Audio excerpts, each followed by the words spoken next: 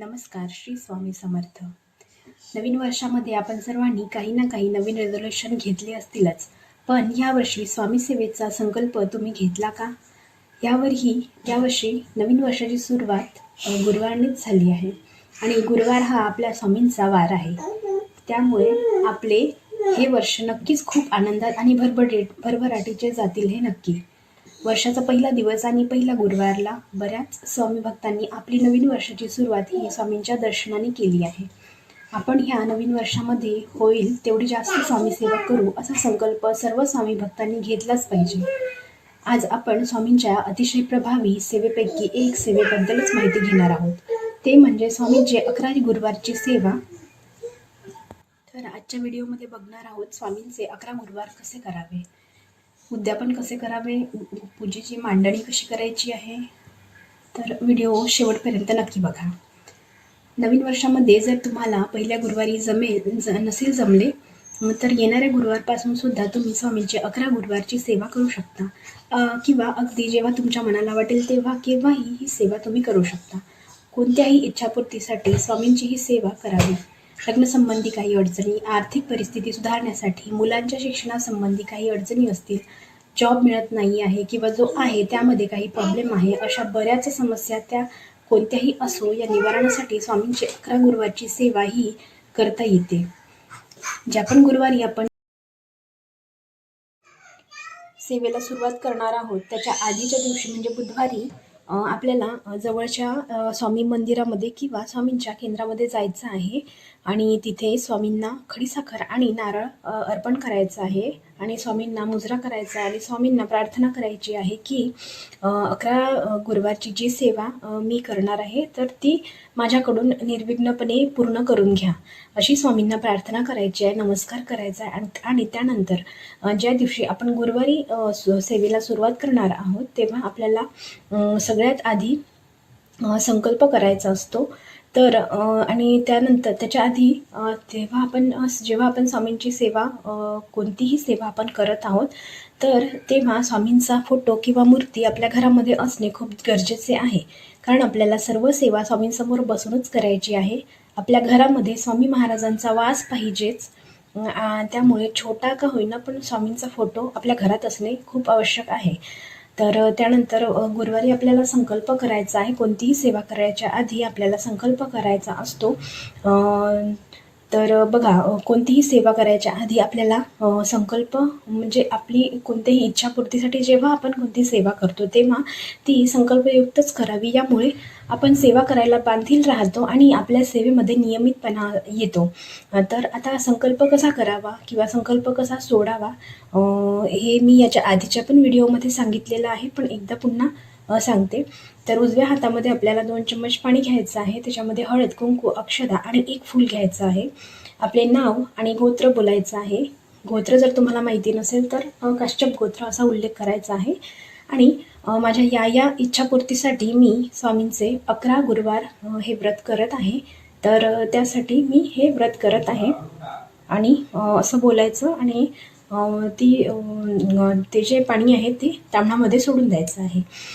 ते जे पाणी आहे सोडलेलं ते पाणी तुळशीला सोडून इतर कोणत्याही झाडाला टाकून द्यावे. तर अशा प्रकारे आपल्याला संकल्प घ्यायचा आहे. जर तुम्ही फक्त तुमची कोणत्या इच्छापूर्तीसाठी नाही, फक्त तुम्हाला स्वामींची सेवा म्हणून जर गुरुवार करायची असेल तर संकल्प घ्यायची गरज नाही किंवा तुम्ही संकल्प व्यक्तही करू शकता. दोन्हीही कंडिशनमध्ये करता येते. तर तुमची इच्छा तुम्हाला कसं करायचं आहे. पहिल्याच गुरुवारी करायचा असतो. त्यानंतर पूजा मांडणी जी आहे ती खूप साधी सोपी आहे. आपल्याला असं चौरंगावर एक कापड टाकायचं आहे, लाल किंवा पिवळा. त्यानंतर स्वामींची मूर्ती किंवा फोटो जो तुमच्याकडे असेल, फोटो असेल तर फोटो स्वच्छ पुसून घ्यायचा आहे आणि मूर्ती असेल तर मूर्तीवर अभिषेक करायचा आहे. त्यानंतर स्वामींना खडीसाखरेचा किंवा साखरेचा नैवेद्य दाखवायचा आहे. आणि जर राहिला उपवासाची गोष्ट, तर उपवास करणार असाल तर सकाळी उपवासाचा फराळ करू शकता आणि रात्री जेवण करून उपवास सोडायचा आहे. उपवास करावा की नाही, तर बघा, झेपत असल्यास करावा, मात्र आपली तब्येत बघून आपल्याला सेवा करायची आहे. स्वामी आपल्याला म्हणत नाही की तू तुझ्या शरीराला कष्ट देऊन माझी सेवा कर किंवा उपवास करच. स्वामींना फक्त आणि फक्त आपली अंतःकरणातून केलेली भक्ती आणि खरा भक्तिभाव प्रिय आहे. त्यामुळे उपवास करणं जरुरी आहे असं नाही. उपवास न करताही तुम्ही 11 गुरुवार नक्कीच करू शकता. तर आता ह्या 11 गुरुवारामध्ये आपल्याला सेवा काय करायची आहे, सगळ्यात महत्त्वाचा प्रश्न.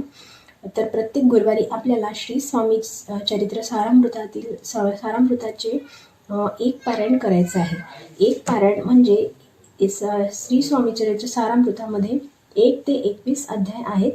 जे नित्यसेवा करतात त्यांना माहिती आहे 1 ते 21 अध्याय आहेत. तर आपल्याला प्रत्येक गुरुवारी 1 ते 21 अध्याय संपूर्ण वाचायचे आहे. म्हणजे आपल्याला पूर्ण एक पारायण करायचं आहे. शक्य असेल तर संपूर्ण पारायण एकाच बैठकीमध्ये करावे, किंवा नसेल जमत, म्हणजे काही प्रॉब्लेम असेल, लहान बाळ आहे किंवा दुसरी काही इमर्जन्सी वगैरे आली, तर अशा वेळी मग सकाळी 11 अध्याय वाचावे आणि उर्वरित अध्याय आपण संध्याकाळी वाचू शकतो. पण शक्यतो एकाच बैठकीत पारायण करण्याचा प्रयत्न करावा. त्यानंतर 11 माळी महाराजांचा श्री स्वामी समर्थ मंत्राच्या आपल्याला करायच्या आहे. त्यानंतर 11 वेळा तारक मंत्र आपल्याला म्हणायचा आहे. बघा, नामस्मरणासारखी उच्च कोटीची सेवा कोणतीही नाही. त्यामुळे आपल्याला 11 माळीचं करायच्या आहे. 1 माळी करू का 5 माळी करू का असं नाही, असं करू शकत नाही. 11 माळीच आपल्याला करायच्या आहे. आणि 11 वेळ तारक मंत्र म्हणायचं आहे. जेव्हा आपण स्वामींचे 11 गुरुवारी ह्या सर्व सेवा करतो, तेव्हा आपल्याकडून श्री स्वामी चरित्र सारामृताचे 11 पारायणे होतात पूर्ण. आणि 11 वेळा तारक मंत्र आणि प्रत्येक गुरुवारी 11 माळी जेव्हा आपण स्वामींचे नामस्मरण करतो, तर ह्या सर्व स्वामींच्या अतिशय उच्च कोटीच्या सेवा आपल्याकडून होतात. बघा, श्री स्वामी चरित्र सारामृत ग्रंथाचे महत्त्व शब्दात वर्णन करणे शक्य नाही. कारण हा एवढा दिव्य ग्रंथ आहे की जो स्वामी महाराजांचा प्राण मानला जातो. दिसायला जरी छोटा असला तरी ह्या ग्रंथामध्ये माणसाचं आयुष्य बदलण्याची ताकद आहे आणि एवढा प्रभावशाली हा ग्रंथ आहे. त्यानंतर पूजेची मांडणी आपल्याला सकाळीच करायची आहे आणि सकाळीच सेवा करायची आहे. जर सकाळी एका ह्याच्यात नाही झालं वाचन, तर अर्धे अध्याय आधी अर्धे अध्याय संध्याकाळी वाचायचे आहे. पण मांडणी आपल्याला पूजेची सकाळीच करायची आहे. आणि सकाळी मांडणी वगैरे झाल्यानंतर आरती करायची आहे स्वामींची. स्वामींना साखरेचा किंवा खडीसाखरेचा नैवेद्य ठेवायचा आहे. त्यानंतर संध्याकाळी साधं आपलं जे जेवण, भात वरण भाजी पोळी जे काही असेल ते स्वयंपाक करून मग स्वामींना नैवेद्य करून परत आपल्याला संध्याकाळी स्वामींची आरती करायची आहे.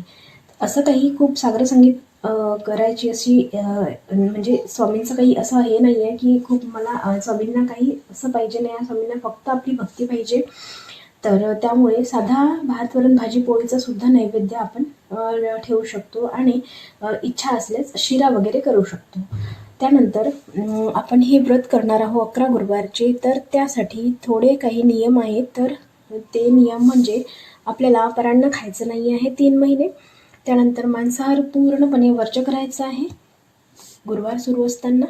त्यानंतर ब्रह्मचर्य पाळायचे नाही आहे. फक्त 1 दिवस गुरुवारी आपल्याला ब्रह्मचर्य पाळायचे आहे. त्यानंतर उद्यापन कसं करायचं, तर उद्यापनाच्या दिवशी छान गुळाचा स्वयंपाक करून स्वामींना नैवेद्य दाखवायचा आहे. यथाशक्ती आपल्याला जे करायचं आहे ते आपण स्वयंपाकामध्ये बनवू शकतो. जमेल तर 11, 9 किंवा 5 मुलांना जेव घालावे. 1 जरी आला तरी हरकत नाही. महिन्याला 1 जरी आला तरी मुलाला, त्या एका मुलाला तरी तुम्ही जेवण घालू शकता. किंवा हे नाही शक्य झालं तर कोणत्याही गरजू किंवा गोरगरिबाला तुम्ही अन्नदान करू शकता.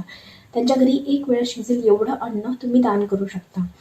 किंवा केंद्रात किंवा मठामध्ये सुद्धा तुम्ही दान करू शकता.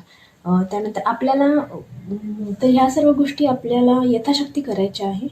बघा, जेव्हा आपण अन्नदान करतो किंवा गरजू गोरगरिबाला कोणालाही आपण अन्नदान करतो किंवा जेव घालतो, तर त्या आपल्याला नाही माहीत की स्वामी कोणत्या रूपात येऊन ते अन्न ग्रहण करतील. त्यामुळे अन्नदान करायचं आहे इच्छा असल्यास, किंवा कमीत कमी 11 मुलांना किंवा 9 मुलांना जेव घालायचं आहे. तर उद्यापनामध्ये आपल्याला हे करायचं आहे. शेवटी एक सांगते, बघा तुम्ही आयुष्यात कितीही दुःखी असाल, कितीही अडचणीमध्ये असाल तरी स्वामींची सेवा सोडू नका. स्वामी सगळं काही बघत असतात. नसेल जमत 11 गुरुवार तरी ठीक आहे, पण स्वामी चरित्र सारामृत हा ग्रंथ फक्त एकदा रोज वाचायला सुरुवात करा. स्वामींची नित्यसेवा करायला सुरुवात करा. स्वामी एवढं भरभरून देतील की आयुष्यात आपल्याला काहीच परत महाराजांना मागावं लागणार नाही. तर आजच्या व्हिडिओमध्ये ही माहिती होती. व्हिडिओ माहितीपूर्ण वाटल्यास व्हिडिओला लाईक आणि शेअर नक्की करा आणि चॅनलला सबस्क्राईब नक्की करा. धन्यवाद. श्री स्वामी समर्थ.